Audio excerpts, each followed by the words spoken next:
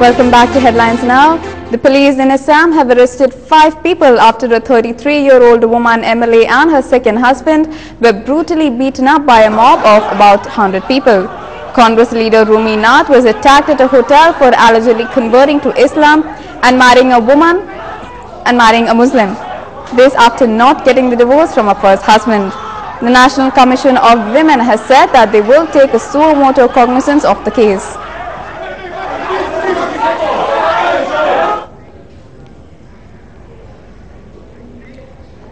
The flood situation in Assam continues to be grim, with the toll having sharply risen to 61.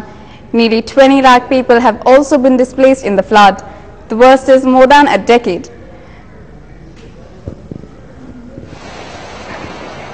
Meanwhile, the Prime Minister and the UPA chairperson Sonia Gandhi are slated to visit the state tomorrow to take stock of the situation. The government has set up 768 relief camps. However, the situation continues to be bad, with inadequate relief distribution across 27 affected districts, even as heavy rains have stopped and water levels are receding in some parts.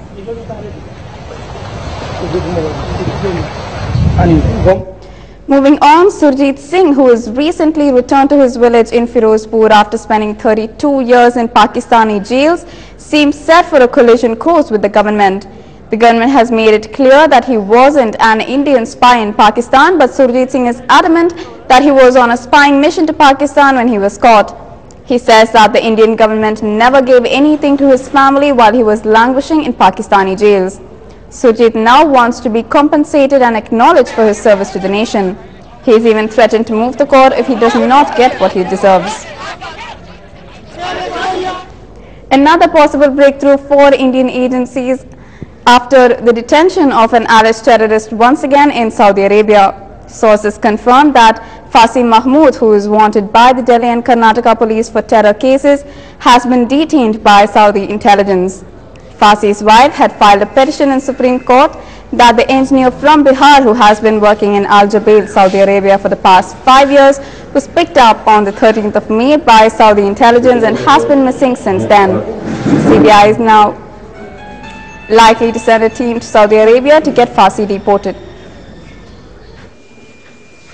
पहले तो इंतजार कर रहे हैं कि वो लोग कब तक डिपोर्ट करते हैं। जैसे ही डिपोर्ट करेंगे तो फिर हमारी जो मांग है वो तो हम आगे रख ही चुके हैं, और यही अब हेबियस कॉर्पस में जब ये लोग प्रोड्यूस करेंगे तो हम मांग करेंगे कि फास्ट ट्रायल कोर्ट में फैसला सुनाया जाए, क्योंकि हम पीछे नहीं हटने वाले हैं किसी भी फेयर ट्रायल के लिए। हम तैयार हैं किसी भी ट्रायल के लिए, क्योंकि मैं जानती हूँ कि वो बेकसूर है। Staying with international news, a 30-member delegation of Pakistan Rangers arrived in India using the Atari land border to hold biennial talks with the Indian Border Security Force in New Delhi. The delegation was led by Rizwan Akhtar and Mian Mohammad Hilal, Director Generals of Sindh and Punjab Rangers respectively. The delegation was welcomed on Indian soil by Inspector General of Border Security Force Frontier Aditya Mishra.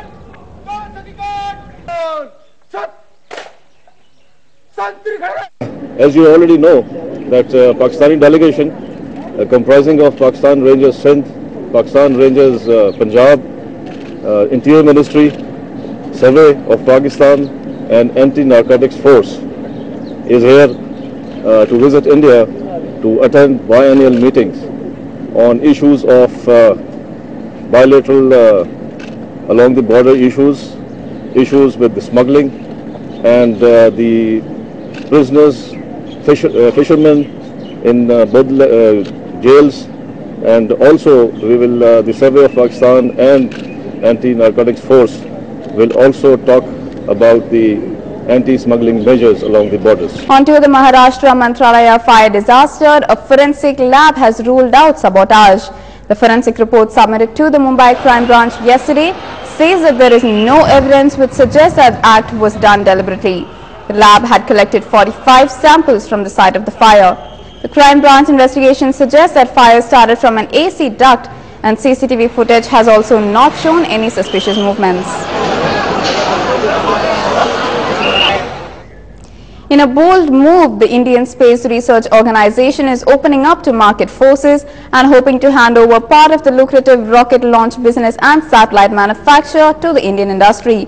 NDTV science editor Pallav Bagla brings you the first whiffs of the daring commercialization emanating from the India Space Agency.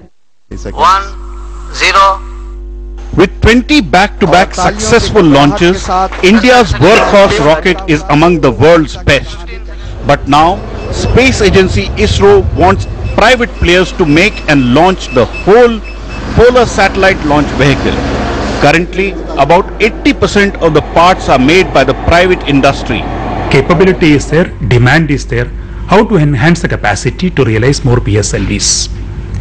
Can we get the Indian space industry to realize the PSLV vehicle itself? Each rocket costs about rupees 120 crores and the Space Agency can at best make 4 rockets a year. But in the next 2 to 3 years, almost a dozen rockets will be needed. The plan is to create a 250-acre space park adjoining the spaceport at Sriharikota that can be used by the private players. Today, the global space business is valued at $177 billion and growing. So, will the Indian industry not want a share?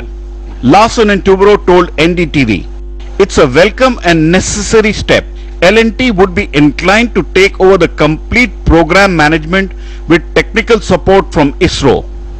If that happens, ISRO can focus more on its missions to Mars, Moon and Sun. But will the private industry bite the bait?" In a bold move, the Indian Space Research Organization says that it wants to now sell off its polar satellite launch vehicle and communication satellite technology to the Indian industry, since that is the only way the capacity can be added. With camera person Suresh in New Delhi, Pallav Bagla for NDTV. The Soyuz space capsule and its 3-man crew landed safely in southern Kazakhstan today after spending 193 days in space. The 3 men received a brief medical check and were the center of a photo opportunity. Fashion, just about 20 minutes. It's another short break for now. Stay tuned to the other end.